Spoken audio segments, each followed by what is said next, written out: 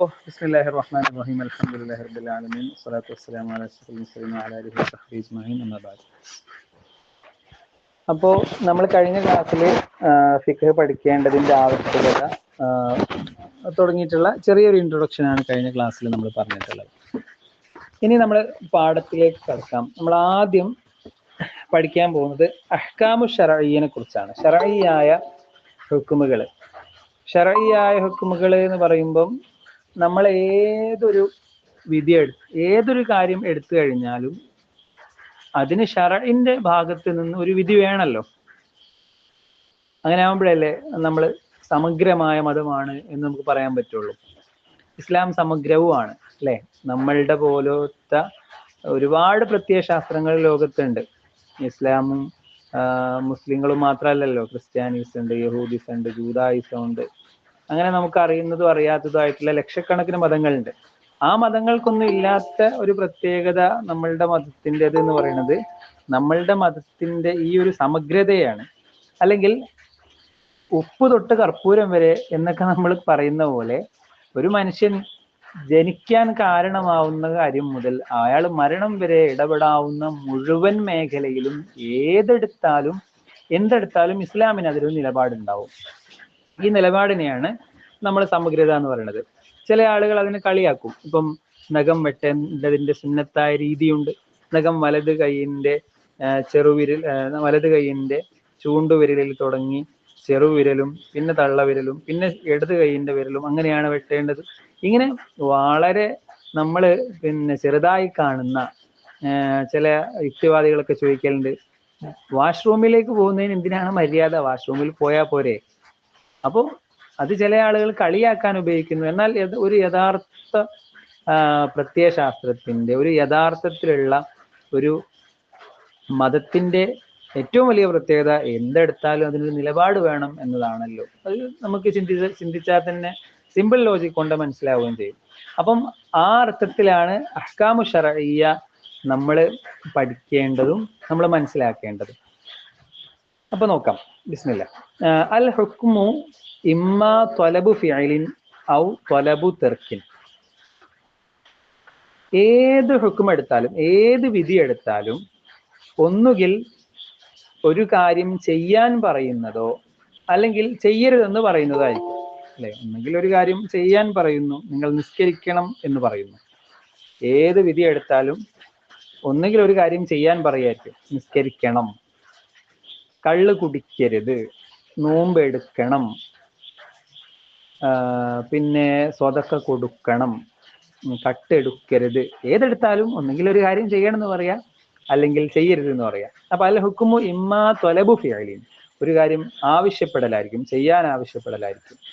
ഔ ത്വലബു തർക്കിൻ, അല്ലെങ്കിൽ ഒരു കാര്യം ഒഴിവാക്കണം എന്നതായിരിക്കും. ഒരു കാര്യം ഒഴിവാക്കണം, അങ്ങനെ ചെയ്യരുത് എന്ന് പറയലായിരിക്കും. ഔ തഖീറും ബൈനഹുമ, അല്ലെങ്കിൽ നിങ്ങൾക്ക് ഇഷ്ടം പ്രവർത്തിക്കാം, യു ഹാവ് ചോയ്സ്, നിങ്ങൾക്ക് വേണ്ടത് ചെയ്യാം, ചെയ്യുകയും ചെയ്യാം ചെയ്യാതിരിക്കുകയും ചെയ്യാം എന്നതായിരിക്കും. ഇപ്പൊ രാത്രി പാല് കുടിക്കുക, രാത്രി പാല് കുടിക്കണമെന്നോ കുടിക്കണ്ടെന്നോ ഇസ്ലാം പറയുന്നില്ല. നിങ്ങൾക്ക് ഇഷ്ടം പ്രവർത്തിക്കാം, യു ഹാവ് ചോയ്സ്. കുടിക്കേണ്ടവർക്ക് കുടിക്കാം, അല്ലാത്തവർക്ക് കുടിക്കാതിരിക്കാം. പക്ഷെ രാത്രി ഇശാ നിസ്കരിക്കണം, അത് ത്വലബു ഫിഅലാണ്. നിസ്കരിക്കണം എന്നത് ത്വലബു ഫിഅലാണ്. രാത്രിയാണ് എന്ന് വിചാരിച്ച് കള്ള് കുടിക്കാൻ പാടില്ല, അപ്പൊ ത്വലബു തർക്കാണ്. അപ്പം ഈ രീതിയിൽ നമ്മൾ ഏതൊരു കാര്യം എടുത്താലും ഒന്നുകിൽ ചെയ്യണം, അല്ലെങ്കിൽ ചെയ്യേണ്ട, അല്ലെങ്കിൽ നിങ്ങൾക്ക് ഇഷ്ടം പ്രവർത്തിക്കാം എന്നുള്ളതായിരിക്കും. അതാണ് ഹുക്മ്. ഒന്നാമത്തത് എന്താ? ത്വലബു ഫിഅലാണ്. ഫൽ അവ്വലു, ഒന്നാമത്തത് എന്ന് പറഞ്ഞാൽ ആദ്യം നമ്മൾ പറഞ്ഞത് ത്വലബു ഫിഅലാണ്, ഒരു കാര്യം ചെയ്യണം എന്ന് പറയാ. അത് ഇൻകാന ജാസിമൻ ഫവുജൂബൻ, ഒരു കാര്യം ചെയ്യണം എന്ന് പറയുന്നത് നിർബന്ധമായും നിങ്ങൾ ചെയ്യണം എന്നാണെങ്കിൽ അതിനെക്കുറിച്ച് വുജൂബ് എന്ന് പറയും. നിസ്കാരം നിങ്ങൾ നിർബന്ധമായും ചെയ്യേണ്ടതാണ് അല്ലെ? അപ്പൊ അതുകൊണ്ട് അത് വുജൂബാണ്. സക്കാത്ത് നിങ്ങൾ നിർബന്ധമായും കൊടുക്കണം എന്ന് പറയുന്നതാണ്, അതുകൊണ്ട് അത് വുജൂബാണ്. നിങ്ങൾ മാതാപിതാക്കളെ സംരക്ഷിക്കൽ നിർബന്ധമായും ചെയ്യേണ്ടതാണ് എന്നാണ് പടച്ചവൻ പറഞ്ഞത്, അതുകൊണ്ട് അത് വുജൂബാണ്. അപ്പൊ ഒരു കാര്യം ചെയ്യണം എന്ന് പറഞ്ഞത് ഇൻകാന ജാസിമൻ, അത് നിർബന്ധമായിട്ടും ചെയ്യണം കേട്ടോ, അത് ഒഴിവാക്കാൻ പറ്റൂല കേട്ടോ, എന്തായാലും ചെയ്യണം എന്ന രീതിയിലാണ് പറഞ്ഞതെങ്കിൽ ഫവുജൂബൻ, അതിനെക്കുറിച്ചാണ് വാജിബ് ഫർള് എന്നൊക്കെ പറയാം. അതിനെക്കുറിച്ചാണ് വാജിബ് ഫർള് എന്നൊക്കെ പറയാം.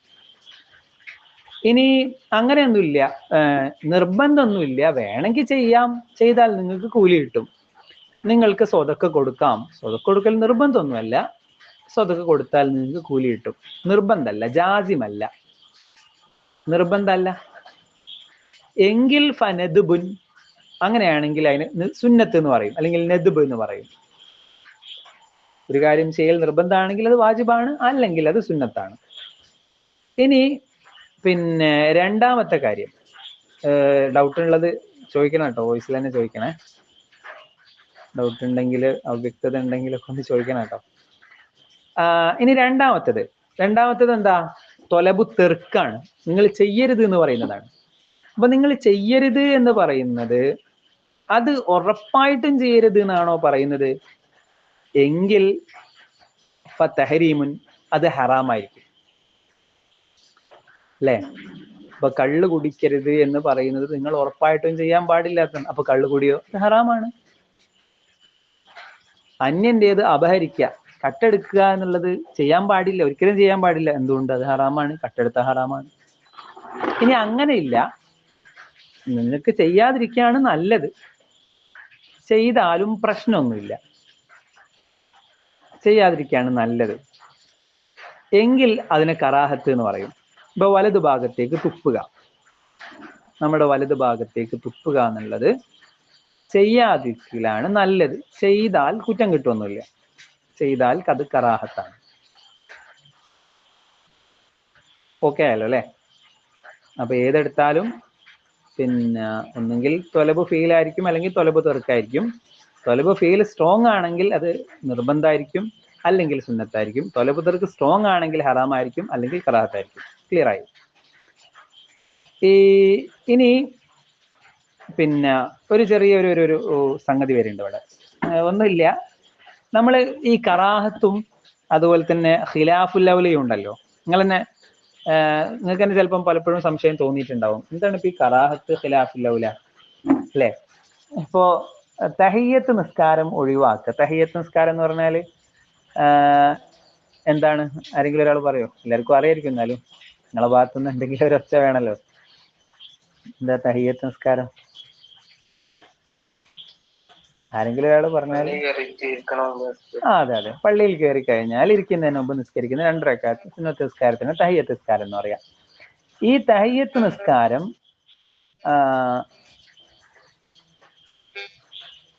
ഹലോ, കേൾക്കണില്ലേ പറഞ്ഞത്? ഓക്കെ അല്ലേ? ഓക്കെ. അപ്പൊ ഈ തഹിയ്യത്ത് നിസ്കാരം അത് നിസ്കരിക്കാതിരിക്കരുത് എന്ന് നബി തങ്ങൾ പറഞ്ഞാണ്. എങ്ങനെ?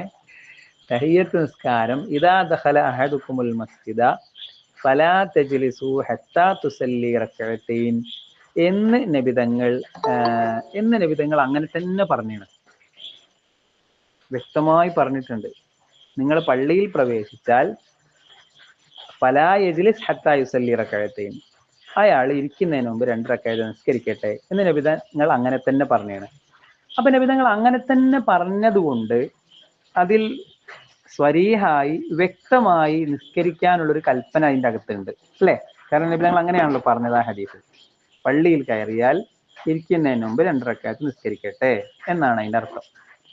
അതുകൊണ്ട് അത് ഒഴിവാക്കി കഴിഞ്ഞാൽ കറാഹത്താണ്, അത് ഒഴിവാക്കിയാൽ കറാഹത്താണ്. എന്താ കാര്യം? നബി തങ്ങൾ വ്യക്തമായി ആ കാര്യം ചെയ്യണമെന്ന് പറഞ്ഞിട്ടുണ്ട്.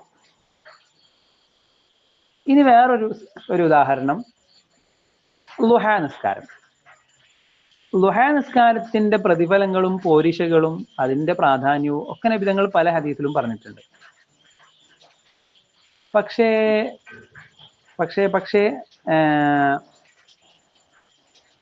ഒരു ഹദീസ് ഒന്നും വന്നിട്ടില്ല എങ്ങനെയാണ് നേരത്തെ തഹിയ്യത്ത് നിസ്കാരത്തിന്റെ കാര്യത്തിൽ പറഞ്ഞതുപോലെയുള്ള ഒരു ഹദീസൊന്നും എവിടെ ഇല്ല? ളുഹാ നിസ്കാരത്തിന്റെ കാര്യത്തിലില്ല. ളുഹാ നിസ്കാരത്തിന്റെ കാര്യത്തിൽ അത് നിങ്ങൾ നിസ്കരിക്കാതിരിക്കരുത് എന്ന ഹദീസ് വന്നിട്ടില്ല.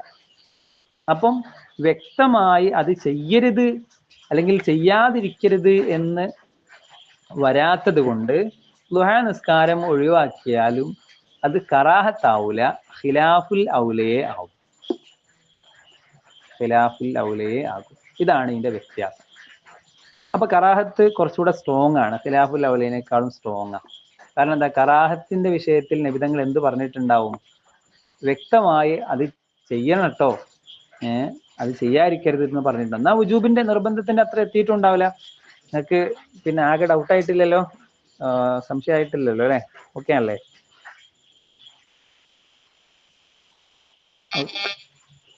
ഓക്കെ ആണല്ലോ അല്ലെ? ഓക്കെ. അപ്പൊ നോക്കിനി, ആരെയോ ഒരു ഫോണായി കിടക്കുന്നുണ്ടോ? ഓക്കെ അല്ലേ? ആരെങ്കിലും ഒന്ന് പറഞ്ഞാല് ഒരു സമാധാനം. ഓക്കെ ആണ്. ഓക്കെ ഓക്കെ, ശരി. ഓക്കെ, എന്നാ നോക്കി. അപ്പം പിന്നെ പറഞ്ഞത് ഇൻകാന ജാസിമൻ ഫതഹരീമുൻ. ഈ തൊലബു തെർക്ക് കട്ടായി പോകണ്ടോ? അപ്പോ പിന്നെ യെസ്, വഇല്ല ഫകറാഹത്ത് എന്ന് പറഞ്ഞു. അതായത് പിന്നെ ഒരു കാര്യം ചെയ്യണ്ടെന്ന് പറഞ്ഞിട്ടുണ്ട്, പക്ഷെ സ്ട്രോങ് അല്ല. വേണമെങ്കിൽ ചെയ്യണ്ടെന്ന് പറഞ്ഞിട്ടുണ്ട്, ചെയ്യാതിരിക്കുകയാണ് നല്ലത്, ചെയ്താലും കുഴപ്പമൊന്നുമില്ല. അങ്ങനെയാണെങ്കിൽ അതിനെ കറാഹത്ത് എന്ന് വിളിക്കും. ഈ കറാഹത്ത് ഇൻ വറദ ഫീഹി നഹിയുൻ സ്വരീഹുൻ, അത് എപ്പോഴാവുക? അതിൽ വ്യക്തമായ വിരോധന വന്നിട്ടുണ്ടെങ്കിലാണ്. ഇൻ വറദ ഫീഹി നഹിയുൻ സ്വരീഹുൻ, വ്യക്തമായ വിരോധന വന്നിട്ടുണ്ടെങ്കിലാണ് അത് കറാഹത്താവുക. നേരത്തെ തഹിയ്യത്ത് നിസ്കാരത്തിന്റെ കാര്യത്തിൽ പറഞ്ഞതുപോലെ. വഖിലാഫുൽ ഔല ഇൻ കാന നഹിയു ഫീഹി ഗൈറു സ്വരീഹിൻ. ഇനി ഖിലാഫുൽ ഔലയാകും എപ്പോ? ഇൻ കാന അന്നഹിയു ഫീഹി ഗൈറു സ്വരീഹ്, അതിലുള്ള വിരോധന വ്യക്തമല്ല, അവ്യക്തമായ രീതിയിലാണ് അത് ചെയ്യേണ്ട എന്നൊക്കെ പറഞ്ഞിട്ടുള്ളൂ. അപ്പൊ അങ്ങനെയാണെങ്കിൽ അത് ഖിലാഫുൽ ഔലയും ആകും. ഇനി വസാലിസു, മൂന്നാമത്തേത് എന്ന് പറഞ്ഞാല് രണ്ടും അല്ല. ഒരു കാര്യം ചെയ്യണമെന്നും പറഞ്ഞിട്ടില്ല, ചെയ്യണ്ടെന്നും പറഞ്ഞിട്ടില്ല. You have choice. നമുക്ക് എന്തും ചെയ്യാം, വേണമെങ്കിൽ ചെയ്യാം, ചെയ്യാതിരിക്കാം. അങ്ങനെയാണെങ്കിൽ അതിനെ കുറിച്ച് എന്തെന്ന് പറയും? മുബാഹ്, ഹലാല്, ജായിസ് എന്നൊക്കെ പറയും. ഇവിടെ പറയുന്നത് അൽ ഇബാഹത്തു. വേറെ പല പേരുണ്ടല്ലേ, ജായിസ് നമ്മൾ പറയലുണ്ട്, ഹലാൽ എന്ന് പറയലുണ്ട്, ഇബാഹത്ത് എന്നുള്ളത് പറയും, മുബാഹ് എന്ന് പറയും. എന്തായാലും ഇവിടെ കിതാബിൽ പറഞ്ഞിട്ടുള്ളത് ഇബാഹത്താണ്. ഇബാഹത്ത്, ഹലാൽ എന്നാണ് അതിന്റെ അർത്ഥം അല്ലെ? നമ്മൾ ചെയ്യുന്ന ഒരുപാട് കാര്യങ്ങളൊക്കെ ഹലാലായിരിക്കും. ഓക്കെ. ഇനി പിന്നെ ഇപ്പൊ പറഞ്ഞതിന്റെ ഡെഫിനിഷൻ പറയാട്ടോ. ഇപ്പൊ നമ്മള് ഇപ്പൊ പറഞ്ഞു ശരിക്ക് വാജിബ് എന്താണ്, ഹറാം എന്താണ്, കറാഹത്ത് എന്താന്നൊക്കെ പറഞ്ഞു. ഞാൻ ഡിഫൈൻ ചെയ്യാണ് ഒന്നുകൂടെ വൃത്തിയിൽ മനസ്സിലാവാൻ വേണ്ടിയിട്ട്. വാജിബ് എന്ന് പറഞ്ഞാല് ഫൽ വാജിബു, വാജിബ് എന്ന് പറഞ്ഞാല് മാ യുസാബു അലാ ഫിഅലിഹി വയുഅഖബു അലാ തർക്കിഹി കസൗമി റമളാൻ. ഇതിങ്ങനെ കാണാൻ പഠിച്ചു വെച്ചാൽ മതി. മാ യുസാബു അലാ ഫിഅലിഹി വയുഅഖബു അലാ തർക്കിഹി. വാജിബ് എന്ന് പറഞ്ഞാൽ മാ യുസാബു അലാ ഫിഅലിഹി, ചെയ്താൽ കൂലിയുണ്ട്, വയുഅഖബു അലാ തർക്കിഹി, ഒഴിവാക്കിയാൽ കുറ്റമുണ്ട്. ഉദാഹരണത്തിന് കസൗമി റമളാൻ, റമളാനിൽ നോമ്പെടുക്കാം. മൻദൂബ്, സുന്നത്ത് എന്ന് പറഞ്ഞാൽ, മൻദൂബ് പറഞ്ഞാൽ സുന്നത്താണ്. സുന്നത്ത് എന്ന് പറഞ്ഞാൽ മാ യുസാബു അലാ ഫിഅലിഹി, ചെയ്താൽ കൂലിയുണ്ട്, വലാ യുഅഖബു അലാ തർക്കിഹി, ഒഴിവാക്കി എന്ന് വിചാരിച്ചിട്ട് കുറ്റമൊന്നും കിട്ടൂല, ശിക്ഷ കിട്ടൂല. ഉദാഹരണത്തിന് കസലാത്തിൽ വിത്രി, വിത്ര നിസ്കാരം പോലെ. ഹറാം വൽ ഹറാമു, ഹറാം എന്ന് പറഞ്ഞാൽ മാ യുസാബു അലാ തർക്കിഹി വയുഅഖബു അലാ ഫിഅലിഹി. നേരെ തിരിച്ചു വരും കേട്ടോ, നേരെ അങ്ങോട്ട് തിരിഞ്ഞു അല്ലേ? ഹറാം എന്ന് പറഞ്ഞാല് മാ യുസാബു അലാ തർക്കിഹി, മാ യുസാബു അലാ തർക്കിഹി, ഒഴിവാക്കിയാൽ കൂലി കിട്ടും. കള്ള് കുടിച്ചിട്ടില്ലെങ്കിൽ ആ കൂലി, ഗീബത്ത് പറഞ്ഞിട്ടില്ലെങ്കിൽ ആ കൂലി, ഭാര്യനോട് ചൂടായിട്ടില്ലെങ്കിലാണ് കൂലി കിട്ടുക, അല്ലേ? വയുഅഖബു അലാ ഫിഅലിഹി, ചെയ്താൽ ശിക്ഷ കിട്ടുക ചെയ്യുക, അല്ലെ? ചെയ്താൽ ശിക്ഷ കിട്ടും, അതാണ് ഹറാമ്. ഉദാഹരണത്തിന് കഉഖൂഖിൽ വാലിദൈൻ, മാതാപിതാക്കളെ ബുദ്ധിമുട്ടാക്കുക. നിങ്ങൾ ആലോചിച്ച് നോക്കി, ഞാൻ ഇതിനെ കുറിച്ച് കുറച്ചൊക്കെ എപ്പോഴും ഇങ്ങനെ ആലോചിക്കലുണ്ട്. ഉസ്താദ്, പിന്നെ ഹറാമിന് ലോകത്ത് എത്രങ്ങാനും ഉദാഹരണം ഉണ്ട് അല്ലേ? എന്തൊക്കെയുണ്ട്, പീഡനുണ്ട്, കളവ് പറയലുണ്ട്, പിന്നെ അങ്ങനെ പലതും ഉദാഹരണം ഉണ്ടല്ലോ. പക്ഷെ അതൊന്നും ഉദാഹരണം കൊടുക്കാതെ ഈ ഉഖൂഖുൽ വാലിദൈൻ, മാതാപിതാക്കളെ ബുദ്ധിമുട്ടാക്കലാണ് ഹറാമിന് ഉദാഹരണം കൊടുത്തത് കേട്ടോ. അപ്പൊ അത് പല ആളുകൾക്കും പിന്നെ അതൊരു പ്രശ്നമല്ല എന്ന് പല ആളുകൾക്കും തോന്നാറുണ്ട്. അപ്പൊ അതിന്റെ പ്രശ്നത്തെ ഇങ്ങനെ വലിയ ഉദാഹരണം വെച്ചിട്ട് ഉസ്താദ് വളരെ സിമ്പിളായിട്ട് നമുക്ക് മനസ്സിലാക്കി തന്നതാണ്. അള്ളാഹ് അതിൽ നമ്മളെ ജീവിച്ചിരിക്കുന്ന മാതാപിതാക്കൾക്ക് അള്ളാഹു ആഫിയത്തും ദീർഘായുസ്സും കൊടുക്കട്ടെ. മരണപ്പെട്ടവർക്ക് അള്ളാഹു മഗ്ഫിറത്തും മർഹമത്തും കൊടുക്കട്ടെ.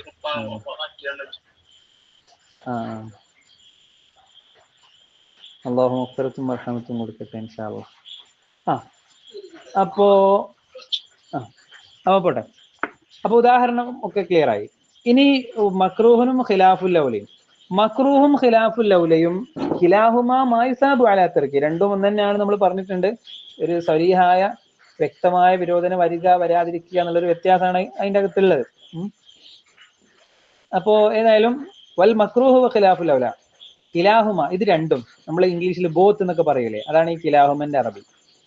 ഇത് രണ്ടും മക്രൂഹും ഖിലാഫുല്ലയും രണ്ടും മായുസാബു അലാ തർക്കിഹി, ഒഴിവാക്കിയാൽ കൂലി കിട്ടും. വലാ യുആഖബു അലാ ഫിലി, ചെയ്ത് എന്ന് വിചാരിച്ചിട്ട് ശിക്ഷ കിട്ടൂല. ചെയ്തെന്ന് വിചാരിച്ചിട്ട് ശിക്ഷ ഒന്നും കിട്ടൂല.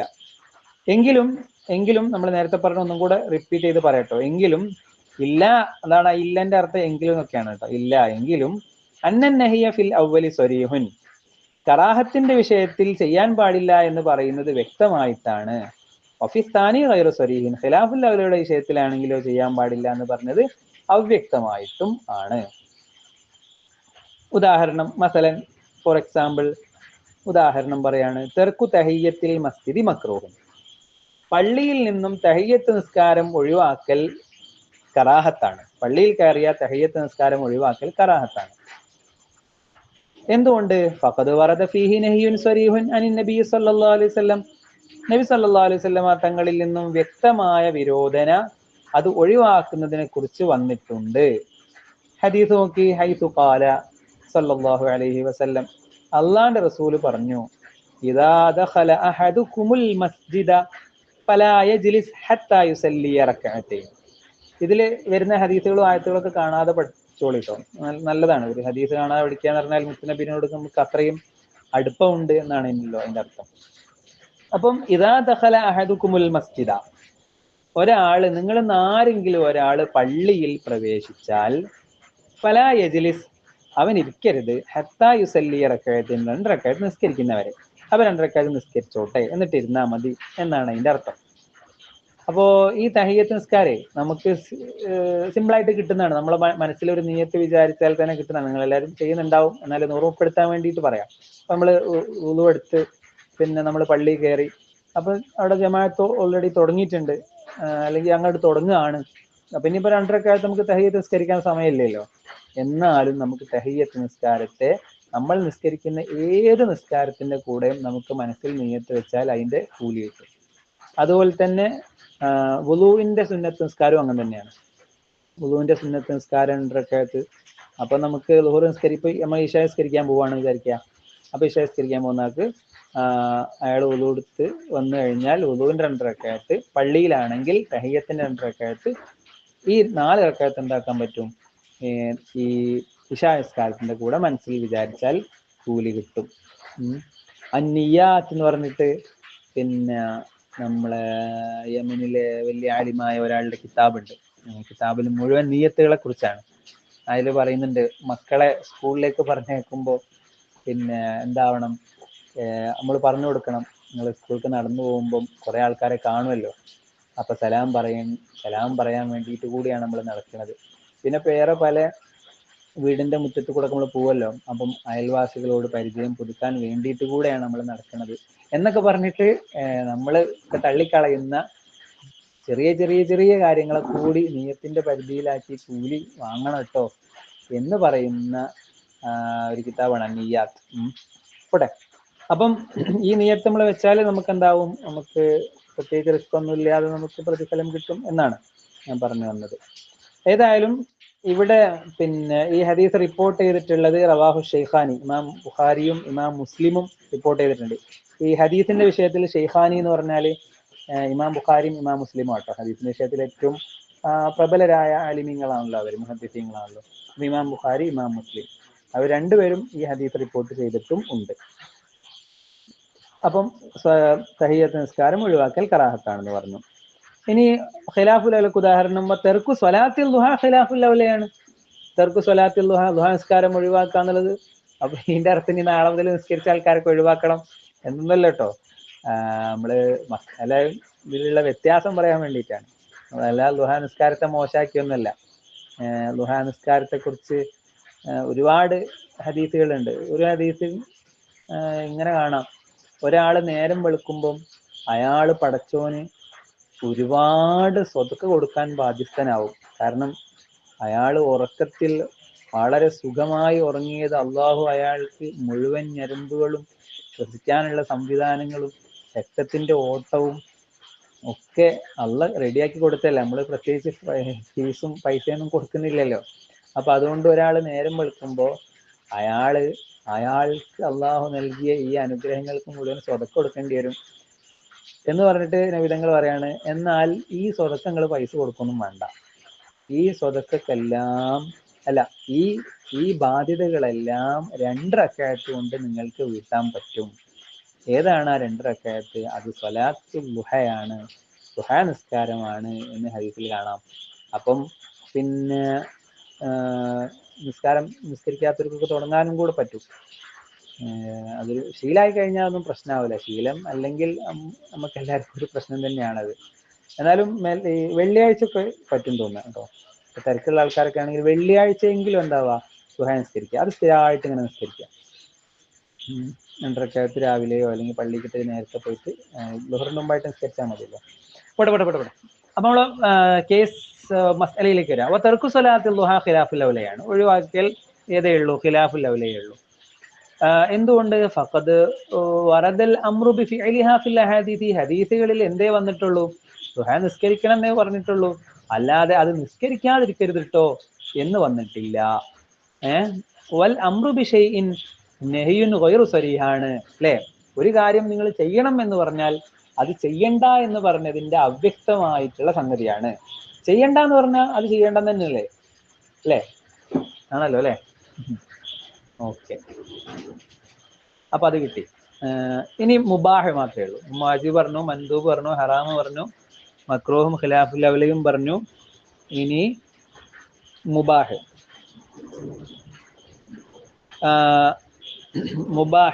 മുബാഹ് എന്ന് പറഞ്ഞാൽ മാലാ യുസാബു വലാ യുആഖബു അലാ ഫീലിഹി വലാ അലാ തർക്കിഹി. അല്ലേ?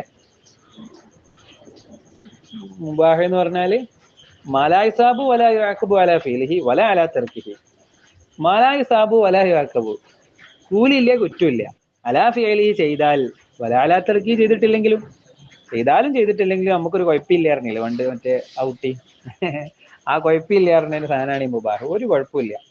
ഉദാഹരണം കഷുർബിൽ ഹലീബ്, പാൽ കുടിക്കുന്ന പോലെ. പാൽ നമ്മള് വെള്ളം കുടിക്കുന്ന പോലെ ഒന്നും അല്ല, പൈസ കൊടുത്താ വാങ്ങുക. അപ്പൊ അതുകൊണ്ട് അതിന് കൂലിയുണ്ട് അങ്ങനൊന്നുമില്ല. പക്ഷെ വേറെ ഉണ്ട് കേട്ടോ.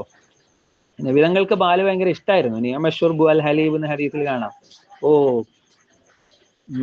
പറഞ്ഞാല് ജ്യൂസ് എന്നൊക്കെ പറഞ്ഞാല് അത് നാരങ്ങ ജ്യൂസാന്നൊക്കെ പറയില്ല നമ്മള്. അതേപോലെ അറബിയിലുള്ള പ്രയോഗമാണ് നിഅമ ഷുർബു അൽ ഹലീബ്. ഓ വെള്ളം എന്നൊക്കെ പറഞ്ഞാൽ പാല്. കുടിക്കുകയാണ് എന്ത് കുടിക്കണം? പാല് കുടിക്കണം എന്ന് നബിതങ്ങൾ ഹദീസിൽ പറഞ്ഞിട്ടുണ്ട്. അപ്പൊ പാലിന് എന്ന് മാത്രമല്ല, നമ്മള് വെള്ളം കുടിക്കുമ്പോൾ ബിസ്മില്ലാഹിർ റഹ്മാനിർ റഹീം, ജ്യൂസ് കുടിക്കുമ്പോൾ ബിസ്മില്ലാഹിർ റഹ്മാൻ, എല്ലാം ബിസ്മിയാണല്ലോ. പക്ഷെ പാല് കുടിക്കുമ്പോൾ ബിസ്മിന്റെ കൂടെ പ്രത്യേക ഒരു ദിക്റും കൂടെ നബിതങ്ങൾ ചൊല്ലാറുണ്ടായിരുന്നു. എനിക്കിപ്പോ ഓർമ്മയില്ല. അപ്പൊ അതുകൊണ്ട് പാല് കുടിക്കുന്നത് നല്ലതൊക്കെ തന്നെയാണ്. പക്ഷെ മസ്അല എന്താണ്? മസ്അല സുന്നത്താണ്. അല്ല, മസ്അല സുന്നത്താണ്, മസ്അല മുബാഹാണ്, അത് ഹലാലാന്നേ ഉള്ളൂ. ഓക്കെ, അപ്പൊ പാല് കുടിക്കുക. അപ്പം പാല് കുടിക്കൽ അതിന്റെ ഉദാഹരണം. ഇനി വേറെ പേരുകൾ പറയാണ്. വയുഖാലുലിൽ വാജിബി, വാജിബിന്റെ വേറെ പേര് ഫർള്. വലിൽ മന്ദൂബി, മന്ദൂബിന്റെ വേറെ പേര് സുന്നത്ത്. വേറെ പേരും കൂടി മുസ്തഹബ്. മുസ്തഹബ് എന്നും കൂടി ഉണ്ട്. സുന്നത്തും മുസ്തഹബും മന്ദൂബിന്റെ പേരാണ്. മുബാഹിന് വേറെ പേര് ജായിസും ഉണ്ട്, ഹലാലും ഉണ്ട്. നമുക്ക് അറിയുന്ന പേര് അല്ലെ, ജായിസും ഹലാലും. നമുക്കൊക്കെ അങ്ങനെ 2-3 പേരുണ്ടാവുമല്ലോ അല്ലെ, കുഞ്ഞാണി, കുട്ടിമോൻ എന്നൊക്കെ പറഞ്ഞിട്ട്. അതേപോലെ ഇതിനും പേരുകളുണ്ട്. ഇപ്പൊ പറഞ്ഞതൊക്കെ ക്ലിയർ ആയി എന്ന് വിചാരിക്കുന്നു. എന്തെങ്കിലും ഡൗട്ട് ഉണ്ടോ പറഞ്ഞതിൽ? എന്തെങ്കിലും ഇതുവരെ നമ്മൾ സംസാരിച്ചത് എന്തെങ്കിലും ഡൗട്ട് ആരെങ്കിലും എഴുതി ഇവിടെ ഉണ്ടോ? ഇല്ലല്ലോ അല്ലെ? ഓക്കെ. ഓക്കെ, അങ്ങനെയാണെങ്കിൽ നമുക്ക് കുറച്ചുകൂടി പോവാം. അടുത്തത് ഫറല്. ഫറല് നമ്മൾ രണ്ട് തരത്തിലാണ് നമുക്ക് ഫറലുള്ളത്. നമുക്കറിയാം, ഒന്ന് ഫറൽ ഐനാണ്, മറ്റൊന്ന് ഫറൽ കിഫായാണ്. ഒന്ന് സോഷ്യൽ ഒബ്ലിഗേറ്ററി ആണ്, മറ്റൊന്ന് നമ്മളെ പേഴ്സണൽ ഒബ്ലിഗേറ്ററി ആണ്. എന്ന് പറഞ്ഞാൽ ഒന്ന് നമ്മൾ ജനകീയമായി ചെയ്യേണ്ടത്, ആരെങ്കിലൊക്കെ ചെയ്താൽ നമ്മൾ കഴിച്ചില്ലാവും, എല്ലാവരും കഴിച്ചില്ലാവും. അതേസമയം മറ്റൊന്ന് നമ്മളെല്ലാവരും ചെയ്യേണ്ട. അപ്പൊ നിസ്കാരം, നമ്മളുടെ 5 വക്തിലെ നിസ്കാരം എന്ന് പറയുന്നത് ഞാൻ തന്നെ നിസ്കരിക്കണം. എനിക്ക് വേണ്ടിയിട്ട് ഉമ്മ നിസ്കരിച്ചിട്ട് കാര്യം ഉണ്ടാവില്ല, അല്ലെങ്കിൽ നമ്മളെ ഭാര്യമാരെ നിസ്കരിച്ചിട്ട് കാര്യം ഉണ്ടാവില്ല, നമ്മളെ മക്കൾ നമുക്ക് വേണ്ടിയിട്ട് കുറെ നിസ്കരിച്ച് ഒരു കാര്യം ഉണ്ടാവില്ല. അതേസമയം പിന്നെ ഒരു സ്ഥലത്ത് ഒരാൾ മരിച്ചുപോയി, അയാളുടെ മയ്യത്ത് ആരെങ്കിലും ഒരാൾ നിസ്കരിച്ചാൽ തന്നെ ബാക്കിയുള്ള ആൾക്കാർക്ക് ശിക്ഷ ഒന്നും കിട്ടൂല. ഒരാൾ നിസ്കരിക്കലേ നിർബന്ധമുള്ളൂ. അപ്പം ആരെങ്കിലൊക്കെ ചെയ്താൽ മതി എന്നതിന് ഫർള് കിഫായ എന്നും എല്ലാവരും ചെയ്യേണ്ടതിന് ഫർള് ഐൻ എന്നും പറയും. ഫർള് ഐൻ എന്നും പറയും. സുന്നത്തും അതേപോലെ തന്നെ ഉണ്ട് കേട്ടോ. സുന്നത്ത് കിഫായയും സുന്നത്തു പിന്നെ ഐനും ഉണ്ട്. സുന്നത്ത് കിഫായയും ഉണ്ട്, സുന്നത്ത് ഐനും ഉണ്ട്. അപ്പൊ നമ്മൾ പെരുന്നാളാവാൻ പോവല്ലേ, അപ്പം ഉളുഹിയത്തറക്കൽ നിർബന്ധമൊന്നുമല്ല. അതേസമയം ആരെങ്കിലും ഉളുഹിയത്ത് അറുത്താൽ എല്ലാവർക്കും അതിന്റെ സുന്നത്ത് കിട്ടും. അങ്ങനെ നോക്കാം. വൽ ഫർളു നൗആനി, ഫർള് രണ്ട് വിധമാണുള്ളത്. ഫർള് രണ്ട് വിധമാണുള്ളത്. ഒന്ന് ഫർള് ഐനാണ്, മറ്റൊന്ന് ഫർള് കിഫായാണ്. ഫർള് ഐനും ഫർള് കിഫായും. ഫർള് ഐൻ എന്ന് പറഞ്ഞാൽ ഹുവൽ വാജിബു അലാ കുല്ലി മുക്കല്ലഫിൻ, അത് എല്ലാ മുക്കല്ലഫിനും നിർബന്ധമാണ്. എല്ലാ മുക്കല്ലഫിനും നിർബന്ധമായിട്ടുള്ളതാണ് ഫർള് ഐൻ. മുക്കല്ലഫ് എന്ന് പറഞ്ഞാൽ ബുദ്ധിയും ശുദ്ധിയുമുള്ള ആൾക്കാണ് മുക്കല്ലഫ് എന്ന് പറയാം. അപ്പൊ നമ്മളെ കുട്ടി 5 വയസ്സുള്ള കുട്ടി, ഓന് നിസ്കരിക്കൽ നിർബന്ധമൊന്നുമല്ല. അല്ലെങ്കിൽ 7 വയസ്സുള്ള കുട്ടി, ഓന് നിസ്കരിക്കൽ നിർബന്ധമല്ല. 10 വയസ്സ് വരെ നിർബന്ധമില്ല, 10 കഴിഞ്ഞാലും നിർബന്ധമില്ല, പ്രായപൂർത്തിയായാലേ നിർബന്ധമാവുള്ളൂ. അപ്പൊ പ്രായപൂർത്തിയും ബുദ്ധിയും ശുദ്ധിയുമുള്ള ആൾക്കാരെയാണ് മുക്കല്ലഫ് എന്ന് വിളിക്കുക. മുക്കല്ലഫീങ്ങൾക്കാണ് ഈ പറഞ്ഞ വാജിബും മന്ദൂവും ഇതൊക്കെ ബാധകാവുള്ളൂ. അപ്പൊ ബുദ്ധി ഇല്ലാത്ത ഒരാള്, അവർക്ക് നിസ്കാരം നിർബന്ധമൊന്നുമില്ല. അപ്പൊ മുക്കല്ലഫ് ആവണം. എല്ലാ മുക്കല്ലഫിനും നിർബന്ധമായതിനെയാണ് ഫർള് ഐൻ എന്ന് പറയാം. മുക്കല്ലഫ് ബുദ്ധിയും ശുദ്ധിയും പ്രായപൂർത്തിയും ഉണ്ടോ, എന്നാൽ അവന് നിർബന്ധമാണ്. ഇതിനെയാണ് ഫർള് ഐൻ എന്ന് പറയാം. ഉദാഹരണത്തിന് കൽ മക്തൂബാത്തിൽ ഖംസ്, 5 നേരത്തെ നിസ്കാരം പോലെ. അപ്പൊ 5 നേരത്തെ നിസ്കാരം ബുദ്ധിയും ശുദ്ധിയും പ്രായപൂർത്തിയും ഉണ്ടെങ്കിൽ നിർബന്ധമാണ്. അപ്പൊ നമ്മളെ കൈ മുറിയുമ്പോഴത്തിന് എന്താകാൻ പറ്റില്ല, നിസ്കാരം ഒഴിവാക്കാൻ പറ്റൂല. അല്ലെങ്കിൽ കാലൊടിയുമ്പോഴത്തിന് നിസ്കാരം ഒഴിവാക്കാൻ പറ്റൂല. ഹോസ്പിറ്റലിൽ കിടക്കുമ്പോഴേക്ക് നിസ്കാരം ഒഴിവാക്കാൻ പറ്റൂല. പരമാവധി നമ്മൾ നിസ്കരിക്കണം. അപ്പൊ പറ്റുന്ന പോലെ നിസ്കരിച്ചാൽ മതി. ഉളു എടുക്കാൻ പറ്റൂല, ഉളു എടുക്കാൻ പറ്റില്ലെങ്കിൽ നിസ്കരിക്കാൻ ആ സമയത്തെ ബഹുമാനിച്ചുകൊണ്ട് നമ്മൾ നിസ്കരിക്കുക. അപ്പം ചില ആൾക്കാർക്കൊക്കെ അങ്ങനെ ഒരു ധാരണ ഉണ്ടെന്ന് തോന്നുക. കൈ മുറിയുമ്പോഴത്തിന് മക്കളെ നിസ്കരിപ്പിക്കുന്നില്ല. പല ആൾക്കാരിലും അങ്ങനെ കണ്ടിട്ടുണ്ട്. മോന് 25-30 വയസ്സൊക്കെ ആയിട്ടുണ്ടാവും, പക്ഷേ കൈ മുറിഞ്ഞാൽ പിന്നെ അവന് ആ കൈ മുറിഞ്ഞ് മാറുന്നവരെ നിസ്കാരമൊന്നുമില്ല. അപ്പൊ അതൊരു തെറ്റിദ്ധാരണയാണ്. അത് നിസ്കരിക്കണ്ടെന്ന് അവർ വിചാരിച്ചിട്ടാണ്, അല്ലാതെ ഒരു മനഃപൂർവ്വം അങ്ങനെ ചെയ്യുന്നൊന്നല്ല. അങ്ങനെയല്ല, ബുദ്ധിയും ശുദ്ധിയും പ്രായപൂർത്തിയും ഉണ്ടോ എങ്കിൽ നിസ്കാരം നിർബന്ധമാവും. അതിനാണ് ഫർള് ഐൻ എന്ന് പറയാം, മക്തൂബാത്തുൽ ഖംസ് പോലെ. അപ്പൊ ഫർളുൽ കിഫായത്തി, ഫർള് കിഫായ ആണെങ്കിലോ ഹുവൽ വാജിബു അലാ ജുംലത്തിൽ മുക്കല്ലഫീൻ, മുക്കല്ലഫീങ്ങളുടെ ഒരു കൂട്ടത്തിന്റെ മേൽ നിർബന്ധമാവുന്നതിനെയാണ് ഫർള് കിഫായ എന്ന് പറയാം. അപ്പൊ ഒരു കൂട്ടം ആൾക്കാർക്ക് ആരെങ്കിലുമൊക്കെ ചെയ്താൽ മതി. ഒരു കൂട്ടം ആൾക്കാർക്ക് ആരെങ്കിലുമൊക്കെ ചെയ്താൽ മതി. ഇപ്പൊ ഇവിടെ ഇപ്പൊ എന്റെ നാട്ടിൽ ഒരു 500 ആൾക്കാരുണ്ടെങ്കിൽ ആരെങ്കിലും ഒരാൾ ചെയ്താൽ തന്നെ ബാക്കി 500 ആൾക്കാരും അതിന് രക്ഷപ്പെടും. ഗസാലി ഇമാം പിന്നെ ഇഹ്യാ ഉലൂമുദ്ദീനിൽ പറയുന്നതാണ്, ഒരു പിന്നെ നാട്ടിൽ ഒരു ഡോക്ടർ ഉണ്ടാവല് ഫർള് കിഫായയാണ്, ഒരു എഞ്ചിനീയർ ഉണ്ടാവല് ഫർള് കിഫായയാണ്, ഒരു അധ്യാപകൻ ഉണ്ടാവല് ഫർള് കിഫായയാണ്. അപ്പം ഫർള് കിഫായ എന്ന് പറഞ്ഞാൽ നമ്മൾ ആരാധനന്റെ കാര്യത്തിൽ മാത്രമല്ല, ദുനിയാവിന്റെ കാര്യത്തിലും കൂടെ വേണം എന്ന് ഇഹ്യാ ഉലൂമുദ്ദീനിൽ പറയുന്നുണ്ട്. അപ്പൊ നമ്മുടെ നാട്ടിലൊക്കെ ഡോക്ടർമാരും എഞ്ചിനീയർമാരൊക്കെ വേണം. അപ്പൊ അതും ഒക്കെ ഇതിന്റെ ഭാഗമാണ് അല്ലെ.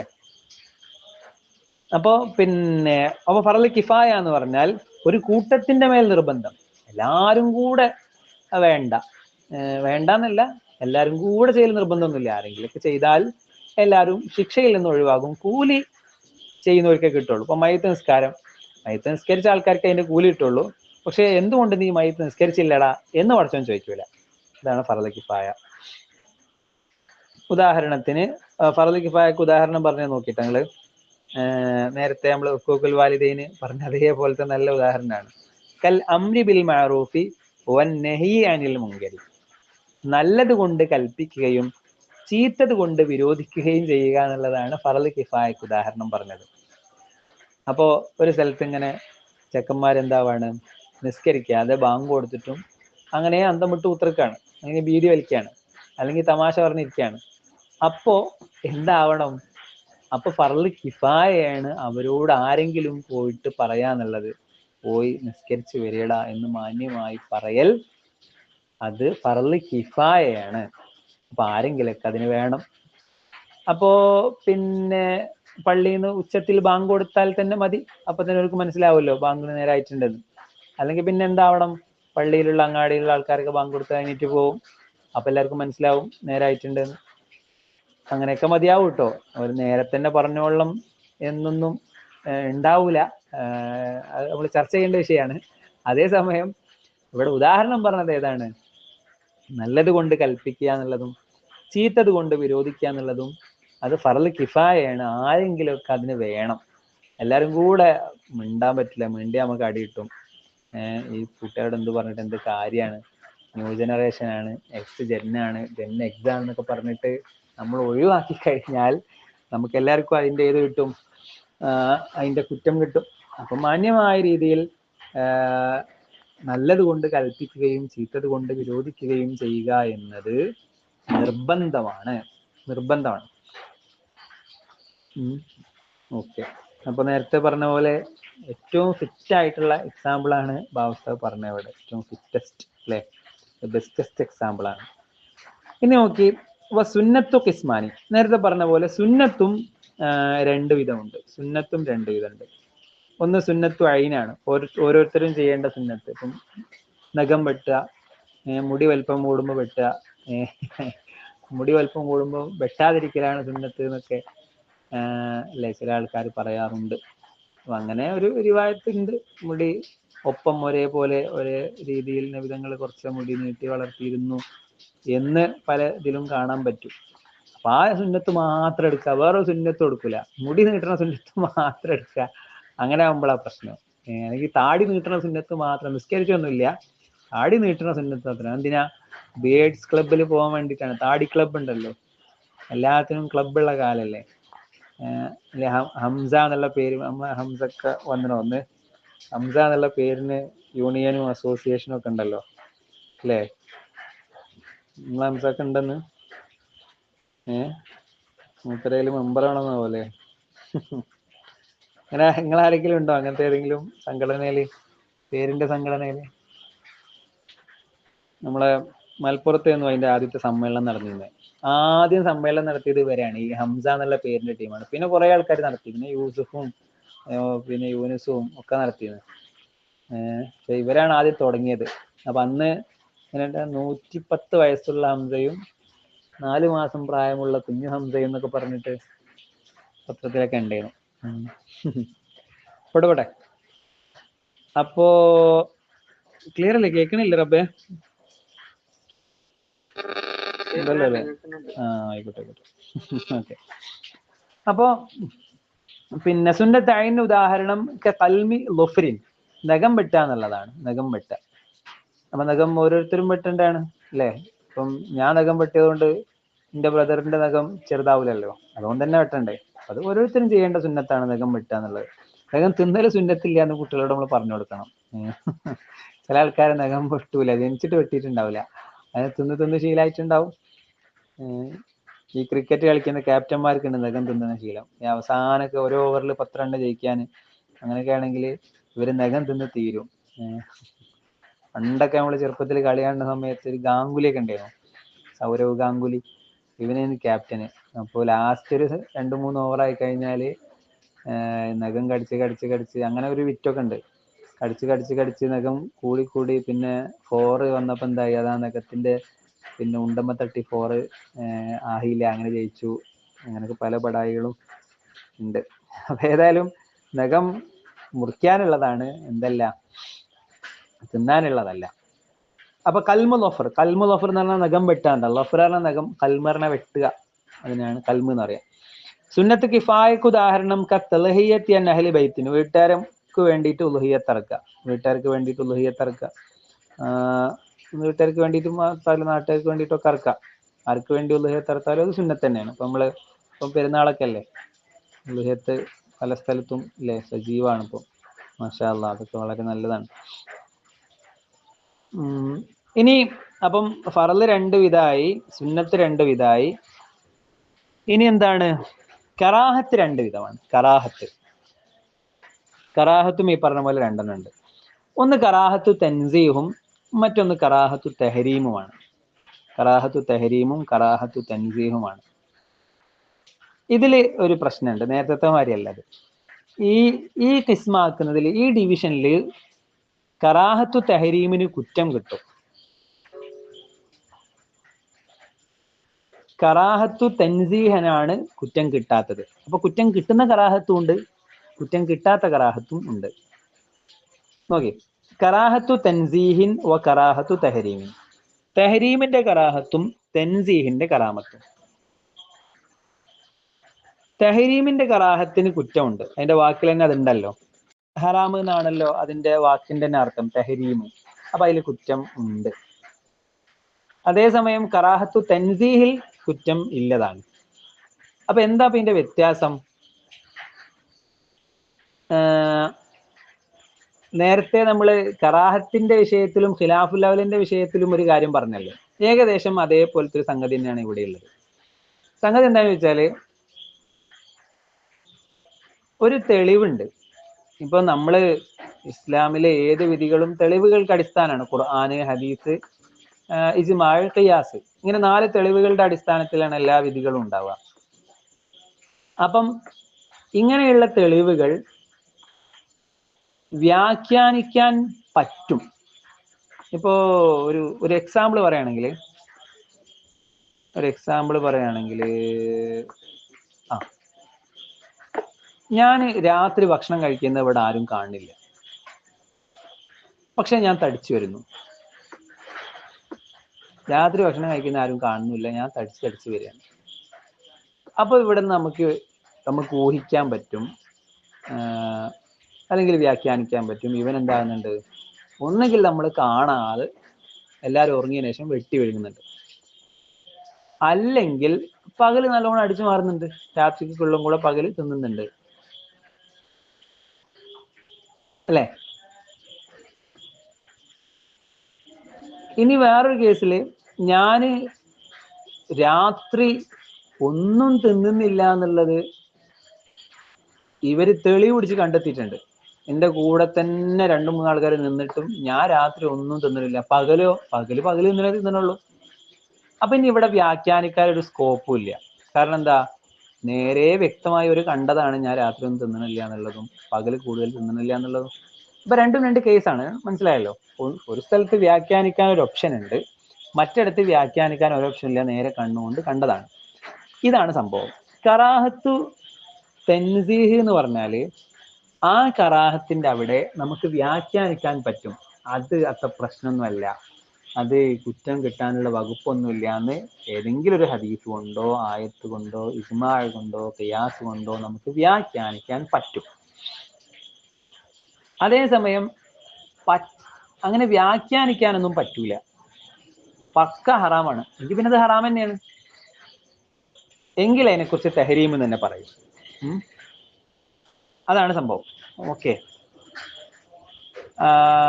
വൽ കറാഹത്തു ലർബാനി, കറാഹത്ത് 2 വിധം ഉണ്ട്.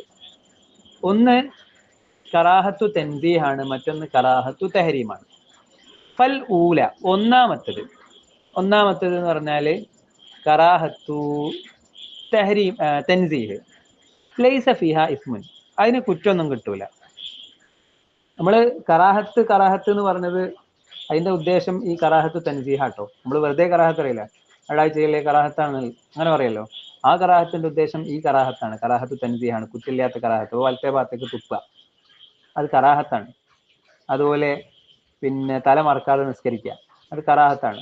ചുമല് മറക്കാതെ നിസ്കരിക്കുക, അത് കറാഹത്താണ്. പിന്നെ അങ്ങനെ അങ്ങനെ ഒരുപാട് കറാഹത്ത് നമ്മൾ പറയാറുണ്ട്. അങ്ങനെ വെറുതെ നമ്മൾ കറാഹത്ത് എന്ന് പറയുന്നതൊക്കെ അതിന്റെ ഉദ്ദേശം ഏതാണ്? ഈ കറാഹത്ത് തൻസീഹാണ്, കുറ്റമില്ലാത്ത കറാഹത്താണ് അതിന്റെ ഉദ്ദേശം. അതാ പറഞ്ഞേ ലൈസ ഫിഹാ ഇസ്മുൻ, അതിന് കുറ്റം കിട്ടൂല.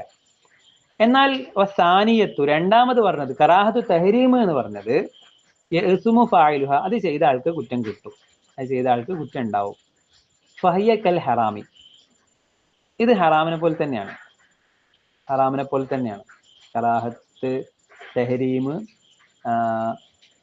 തഹരീമും അതുപോലെ തന്നെ ഹറാമും തമ്മിലുള്ള വ്യത്യാസം എന്താണ്? ഇത് ഹറാമിനെ പോലെ തന്നെയാണ് എന്ന് പറഞ്ഞാൽ പിന്നെ വ്യത്യാസം അതാണ് നേരത്തെ നമ്മൾ പറഞ്ഞത്. ഒന്ന് വ്യാഖ്യാനിക്കാൻ പറ്റുന്നു, മറ്റൊന്ന് വ്യാഖ്യാനിക്കാൻ പറ്റൂല. ഞാൻ നേരത്തെ പറഞ്ഞെടുത്ത് ചെറിയ ഒരു വ്യത്യാസം വന്നിട്ടുണ്ട്.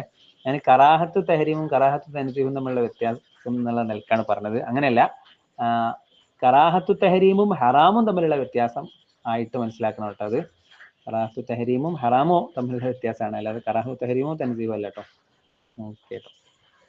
അപ്പം ഫഹിയ കൽ ഹറാമി, ഇത് ഈ കറാഹത്തു തഹരീം ഹറാമ് പോലെ തന്നെയാണ്. പിന്നെ എന്താണ് വ്യത്യാസം? What is the difference? അത് എന്താന്ന് ചോദിച്ചാൽ അന്നഹ തഖ്തലിൽ ഇസ്മ ബിദലീലിൻ യഹ്തമിലു തഅവീൽ, തഅവീലിന് സാധ്യമാകുന്ന ഒരു തെളിവ് ആയിരിക്കും പിന്നെ ഏതിനുണ്ടാവുക? കറാഹത്തു തഹരീമിന് ഉണ്ടാവുക. നമ്മൾ പറഞ്ഞല്ലോ വ്യാഖ്യാനിക്കാൻ പറ്റും. ഞാൻ ഭക്ഷണം കഴിക്കുന്നില്ല എന്നിട്ട് തടിക്കുന്നുണ്ട്, ആരും ഒന്നും കണ്ടിട്ടൊന്നുമില്ല, അപ്പൊ നമുക്ക് വ്യാഖ്യാനിക്കാം, നമുക്ക് നിഗമനം പറയാം, ഇവൻ രാത്രി തട്ടുന്നുണ്ട്. ഇതാണ് കറാഹത്തു തഹരീം. എന്നാൽ വൽ ഹറാമു യഖ്തലീഹി ബിദലീലിൻ ഖത്ഈൻ, ഹറാമാവട്ടെ ഉറപ്പായിട്ടുള്ള തെളിവാണ് ഉണ്ടാവുക. കള്ള് കുടിക്കണ്ടെന്ന് പഠിച്ചവൻ അങ്ങനെ തന്നെ പറഞ്ഞിട്ടുണ്ടാവും. കട്ടെടുക്കണ്ടെന്ന് അങ്ങനെ തന്നെ പറഞ്ഞിട്ടുണ്ടാവും. അപ്പൊ വ്യക്തമായി ഖത്ഈയായ, വ്യക്തമായ ഉറപ്പായിട്ടുള്ള തെളിവുകളും കാര്യങ്ങളുമാണ് ഹറാമിനുണ്ടാവുക. മറ്റിടത്ത് വിരോധനകൾ ഉണ്ടാവും. പക്ഷെ ആ വിരോധനകളെ നമുക്ക് വേറെ എന്തെങ്കിലും തെളിവ് കൊണ്ടോ നിഗമനങ്ങളെ കൊണ്ടോ ഒക്കെ വ്യാഖ്യാനിക്കാൻ സാധിക്കും, വ്യാഖ്യാനിക്കാനും കൂടെ നമുക്ക് പറ്റും.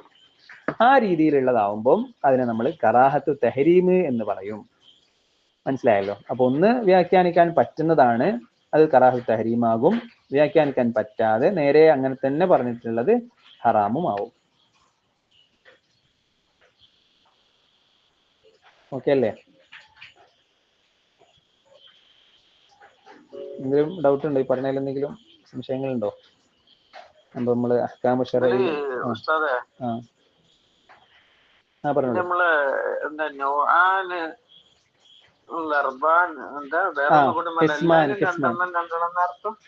അത് പിന്നെ അത് അറബി ഭാഷന്റെ ഒരു പ്രത്യേകതയാണ്. ഭയങ്കര വൊക്കാബുലറി, അറബി ഭാഷന്റെ പദസമ്പത്ത് ഭയങ്കരമാണ്. അത്രക്കും ഒരു ഇപ്പോ ഇങ്ങനെ പറയാൻ പറ്റും, സിംഹം എന്നുള്ള വാക്കിന് അറബിയിൽ 100 പദങ്ങൾ ഉപയോഗിക്കേണ്ടതാണ്. ഒട്ടകം എന്നുള്ള വാക്കിന് 100 പദങ്ങൾ ഉപയോഗിക്കേണ്ടതാണ്. ഒട്ടകത്തിന് അറബിയിൽ ജമല് എന്ന് പറയും. അതുപോലെ തന്നെ നിങ്ങൾക്ക് അറിയുന്ന വേറെ ഉണ്ടാവുമല്ലോ, ജമല് എന്ന് പറയും. നമ്മൾ ഖുറാനിൽ പറഞ്ഞു ഇബില് എന്ന് പറയും. അങ്ങനെ അപ്പൊ അത്രക്കും പദസമ്പത്ത് അറബിയിലുണ്ട്. ഇവിടെ ഇനം എന്നുള്ള, ടൈപ്സ് എന്നുള്ള ഇംഗ്ലീഷിന്റെ ഈ വാക്കിന് നമുക്ക് അറബിയിൽ നൗഅ് എന്ന് പറയാം. അതുപോലെ തന്നെ അതെ, പിന്നെ ഫിസ്മ് എന്ന് പറയാം, ലർബ് എന്ന് പറയാം. അപ്പൊ അത് അറബി ഭാഷന്റെ ഒരു പ്രത്യേകത കൂടെയാണ്. മാഷാ അല്ലാഹ്, നിങ്ങളെ നിരീക്ഷണം അടിപൊളിയായി. ഖുർആനിലൊക്കെ അങ്ങനെ കണ്ടിട്ടുണ്ട്, പലതിലും പല അർത്ഥങ്ങൾ അങ്ങനെ. അത് തന്നെയാണ്. പിന്നെ ഇതൊക്കെ സാഹചര്യവും സന്ദർഭവും മാറുമ്പോ ഒക്കെ അർത്ഥം മാറുകയും ചെയ്യും കേട്ടോ. ഈ നൗആനി 2 എണ്ണം, അത് എന്താ പറയാ, ആനി എന്ന് പറയുമ്പോ 2 എണ്ണം വരും. നോർമലായിട്ട് അതെ. ബൈത്ത് ഒരു വീട്, ബൈത്താനി 2 വീട്, കലം ഒരു പെണ്ണ്, കലമാനി 2 പെണ്ണ്. അങ്ങനെ നമുക്ക് ഏതും ആക്കാം. നമുക്ക് അറിയുന്ന ഏത് അറബിയും 2 എണ്ണം ആക്കണമെങ്കിൽ ഒരു ആനിനെ കൂട്ടി കൊടുത്താൽ മതി. ഓക്കെ. അപ്പൊ ഇൻഷാല്ലാ വേറെ എന്തെങ്കിലും സംശയം ഉണ്ടോ? പ്രസന്റ് എടുക്കണം. പേരും